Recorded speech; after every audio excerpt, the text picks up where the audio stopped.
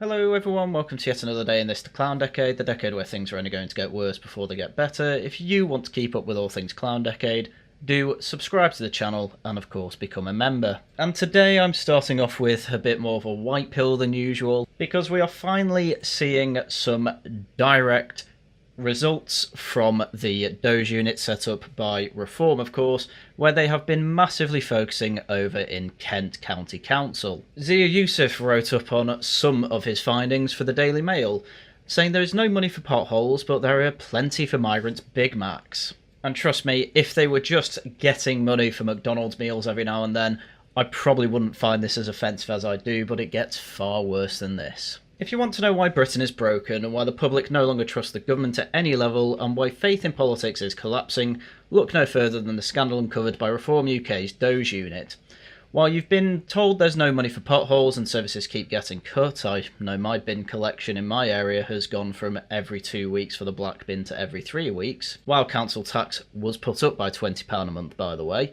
Your council tax has quietly been funding Netflix subscriptions and trips to the circus. And Netflix is something that we can maybe pay if we have a good month over at the Haryan abode. So yeah, that does annoy me quite a bit, actually. I wish I was joking. Reform won control of 10 councils in May, and we did so with a mandate to fight for taxpayers. The Doge team, our Department for Government Efficiency, has begun its analysis of spending in English councils. And this is something that I've been looking forward to for quite some time. I've not been following it too closely because at the end of the day it's the results I care about, and my god do we have some good results. Even at this early stage, which just goes to show you how much more there is to find out about this. Zia Yusuf says it quite a few times, but we're just at the tip of the iceberg, and it's already bad enough for me to want Tories completely gone, because at the end of the day, most of this stuff was under Tory government over in Westminster, and of course a Tory council, which is what Kent was. Bear that in mind throughout this. So what we have found is a slap in the face to every taxpayer in the country. Hundreds of thousands of pounds squandered on luxuries, fast food, entertainment and designer brands, all during a cost of living crisis where working families can't even afford a weekly shop. And that's not entirely untrue.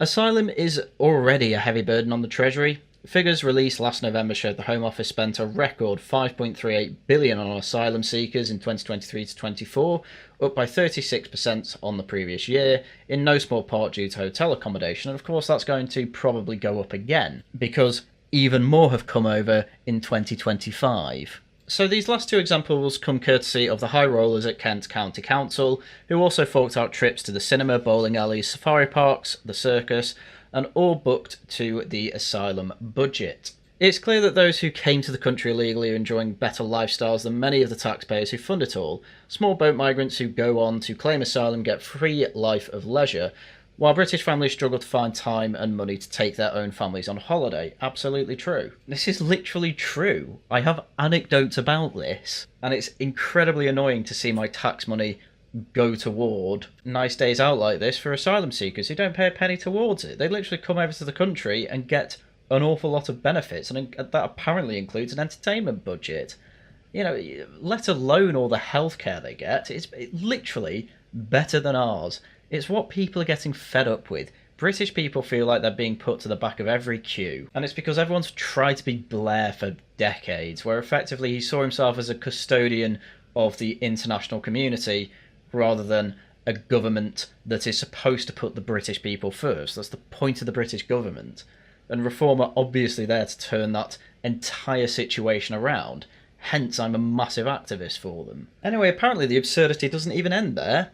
We uncovered over £10,000 of spending on streaming services such as Netflix and Disney Plus, somehow justified as council expenses. This on top of thousands of Kent councils spent on TV licences for asylum seekers. I don't even have a TV licence, and as I say, we can't afford Netflix and Disney every month. And yet here we are in a world where my tax money has to go towards things like this instead. The Nick 30 meme is real, and the Doge unit is absolutely going to be the thing that expands the meme to an entire A3 poster. Zia goes on to say that a staggering $118,000 was spent across councils on McDonald's, Domino's, Greggs, Nando's and Uber Eats. Most of the McDonald's spend was booked into education budget. Some education, that's absolutely fair. Why is there an education budget for the asylum seekers? Is that for those that say they're under 18 years old? That's a new one on me. Then there's Durham County Council. It blew 23,000 on Amazon, 12,000 on gift cards, 11,000 at Currys, 9,700 via PayPal, and nearly 2,000 on Virgin Atlantic, all tied to asylum-related budgets. What's a 2,000 on Virgin Atlantic? Because that's an airline company. That's literally an airline company. Were they paying for their tickets back home or something? If that's a deportation payment, I'm fine with that, but I don't think it is. Anyway, it turns out the people in charge of all this stuff, well, they've ended up earning more than the man who's in charge of the country, since 238 council employees earn more than the Prime Minister, and that's not just CEOs, because CEOs would probably just about make sense. Possibly, it depends on the council.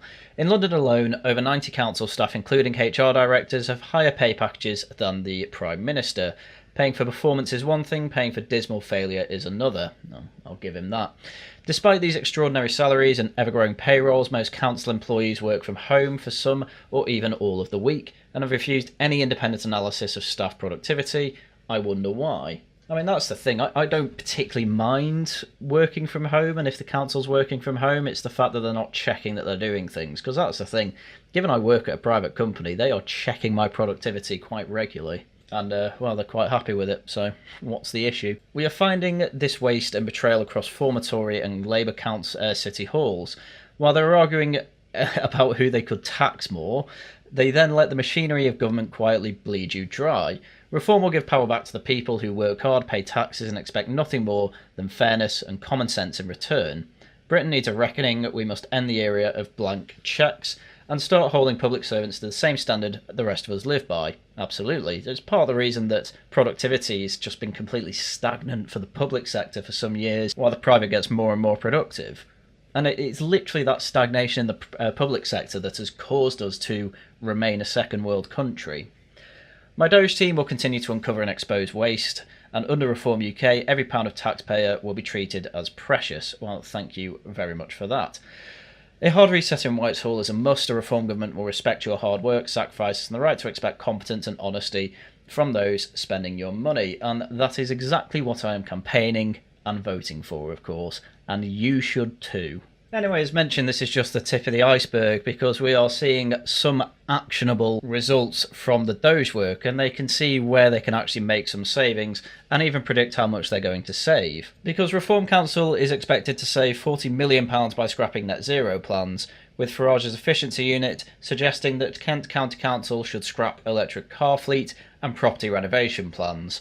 If these sound mad to you, that's because they are. If you want to hear how mad they really are, they were expecting this to be done by 2030, but we're going to get into that. So Nigel Farage's party won control of Kent in May's local elections, and within days sent in a unit to identify costs and savings, and we nearly lost it for a couple of days because Zia Yusuf obviously left and came back, lest we forget. And clearly it's done quite well, as Lyndon Kemkerin, the leader of Kent County Council, will pledge to save £7.5 million by 2030 by scrapping plans to move the council's fleet of cars to electric, and Ms Kemkerin will also promise to save £32 million over the same period by cancelling plans to make council property net zero compliant. More money will be saved by cutting allowance for councillors. So they've literally given councillors a pay cut to their allowances as well, which, as far as I'm concerned, with people I know who've become councillors, they're fine with that. Because being a councillor is kind of the equivalent to a part-time job. And this is all good stuff to hear, and I really hope that that can happen in my local council, but I think the election for my local council is 2027. So I've got 2 more years of bad bin service and paying more in council tax.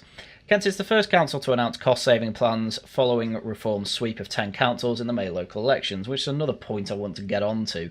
Everyone's been asking, why aren't Reform doing this, that or the other? The answer is because they won 5 times the amount of councils they thought they would, and they really have to make sure they don't screw up the councils, because you screw up councils, you end up losing voters, and the whole resurgent party thing goes away.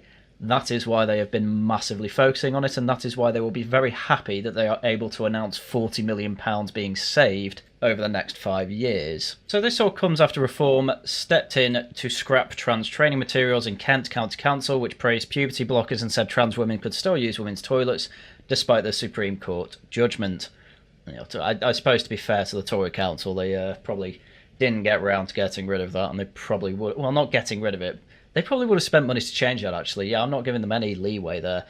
Anyway, Ms. Kemkaran, who I am very impressed by so far, said, "My team have found these savings and streams of potential revenue in just a few short weeks, and they've done it while undergoing essential training, getting to grips with their new roles, and generally finding their way around a brand new job. Just imagine what we can do in the months to come." And I do agree. Again, it's constantly said this is just the tip of the iceberg.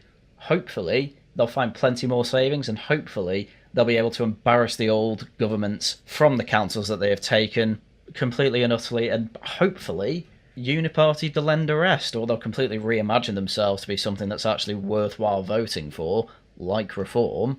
And if pretty much every council ends up having news stories like this, we are saving you money, we are cutting your council tax, fingers crossed on that one, because their debt might be too big. Or hell, even news stories of, oh, our debt's coming down, by the way.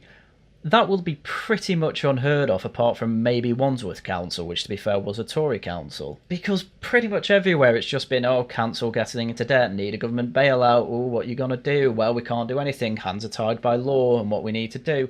Reform have proven that even on a local level that's not true. That would be humiliating for all of them. Absolutely humiliating. So the article then goes into some more detail about the councillors taking a pay cut. They are going to be taking about 5% in their allowance, and apparently that would generate a sum of about £202,000, which will be reallocated into grants of about £2,500 each for councillors to spend in their ward. Literally, what's happening here is the councillors, the reform, well, not just the reform ones, but reform controlling the council have effectively said, right, you're not keeping that money for yourself, 2,500 of it goes straight to spending it on your ward to better the areas that you are supposed to be looking after. This is good. I like the looks and sounds of this. Since reform took office in May, the level of debt has reduced by some 16 billion, a saving of 2,000 a day in interest payments alone. Again, that could be headlines everywhere for every council that reform have taken over. Saved millions and then saved thousands from the interest payments alone. Imagine if we got it to zero. Ms Kemkaran believes that the party's no more borrowing policy will reduce this debt by over 33 million by next March. And if that is under-promising and they over-deliver, again, it's just going to be great. Keep an eye out on all this. I think it's all going to be very good. I am very glad that reform have won these councils. It's bad in a way because it means way more work for the top brass to make sure that this doesn't all go belly up. But if this is the results already of focusing on Kent, I have a good feeling about the rest of them. The council leader is also looking at various subscriptions to organisations to see if they represent value for money, and anticipates that giving notice on various memberships that could save up to £180,000. That is so standard for businesses, I can't even tell you. Businesses will change the way that they remote desktop constantly because there will always be a cheaper option, and that obviously matters more now than ever, given that every business is pretty much at risk of going under because of ridiculous tax changes and Labour's hate for business. In light of Angela Rayner's proposed local government reorganisation, Ms Kemkaran has scrapped plans to move staff into neighbouring buildings that would be due to be renovated. The council also intends to save money in children's services by bringing children's care homes back in-house and purchasing 4 properties, which will yield a saving of £1.5 million over the 2 financial years starting in April 2026. It just sounds like they've got their head on their shoulders. This sounds like people with business experience. This sounds like what I would expect local government to be doing at a bare minimum. And it's taken a political revolution to get to that point. Anyway, I think at this point of the video I'm going to go into why I am very much on the Tory zero seat side of things now. I think they are top to bottom filled effectively with pointless communists, and I'm also largely on the side of I don't think that that's going to be fixed. I don't think Rupert Lowe's ever going to manage to get into the party. I don't think he's ever going to be popular there, because the people that would find him popular and do like him amount to about 6 MPs and amount to maybe 10% of the membership, because the membership who do like him basically all left to either join reform or be politically homeless. So it's just not going to happen. And then you look at what the average Tory council looks like, and I personally know some who are quite based and good, don't get me wrong, but if your average Tory council ends up with a climate emergency statement like this on the Kent County Council website, then yeah, as far as I'm concerned, Tories delenda est. So we recognised the UK climate emergency at a county council meeting on 23rd of May 2019, where the following statement was made. We recognise the UK environmental climate emergency and will continue to commit resources and align its policies to address this. Through the framework of energy and low emission strategy, we will facilitate the setting and agree of a target of net zero emissions by 2050 for Kent and Medway. We will, by May 2020, set an accelerated target with associated action plan for its own estate and activities, including those of its traded companies using appropriate methodologies.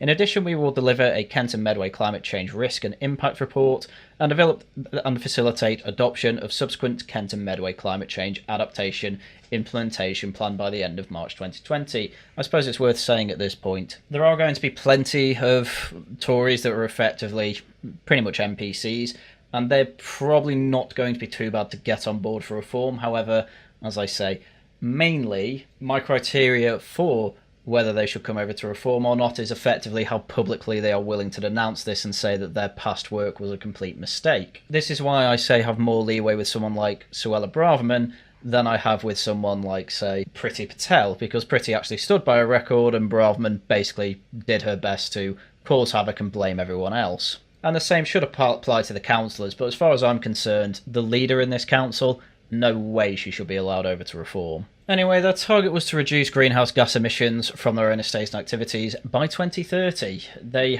gave themselves a 10-year gap to reach net zero, and then they'd look at the rest of the county with private businesses there to be net zero by 2050, which, to be fair, was actually Westminster policy, again from the Tories. Their policy now under Badenoch is to review the target and change the target by a few years. That's pretty much it. As I say, Tories delenda est. They also had a whole section on what their work will include across the county. They have an entire low emission strategy, which I'm not too bothered to go through. You can do it in your own time, links in description. It's just classic everything that Just Stop Oil wanted. As much as we say protest doesn't work, Just Stop Oil absolutely worked, but the problem is it's going to go in completely the other direction when Reform are in, because they will not suffer fools. They're exploring the benefit that nature-based solutions can provide, including carbon insetting within our own county and estate through native habitats. That's basically just a long-winded way of saying they're going to plant more trees, by the way. That's all that means. But also carbon sequestration through tree planting across the county as part of Kent Plan Tree. Okay, so they've basically just said they're going to plant trees twice. Or maybe the first one included bushes, I don't know. We will also be identifying nature-based solutions opportunities with stakeholders as part of a project called Making Space for Nature in Kent and Medway. Stakeholder consultant's going to be losing his mind over this. This will develop the nature recovery strategy for the county that will set out measures to tackle habitat loss, safeguard ecosystems, and create nature-rich landscapes full of wildlife-friendly habitats. It will also identify where in the county such action would deliver the most, both for nature and for climate change adaptation and mitigation. It's funny here, because all this stuff that sounds nice and basically like rewilding and tree planting, Reform aren't getting rid of. They are very much more on the conservationist side of the wildlife argument rather than on the net zero side, which just goes way beyond what it needs to. In other words, they've got rid of electric cars and they're not going to make the changes to the buildings that make them net zero compliant. You know, they might keep some solar panels on the roof, say, but at the same time they're also probably going to put air conditioning units in the building, which, to be fair anyway, you'd only be using them when the sun's out anyway.